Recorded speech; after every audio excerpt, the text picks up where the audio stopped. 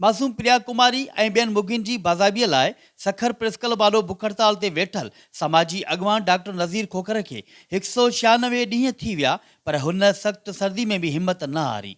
बुख हड़ताल कैंप ते अकेले सिर कॾहिं किताब पढ़ी त कॾहिं कचरियूं कंदे पंहिंजो एहतजाज जारी ऐं सारी रखियो आहे। हू चवे थो त मासूम प्रिया कुमारी ऐं ॿियनि अगवा थियल मुॻियुनि जी बाज़ाबीअ लाइ बुख हड़ताल जारी रखी वेंदी।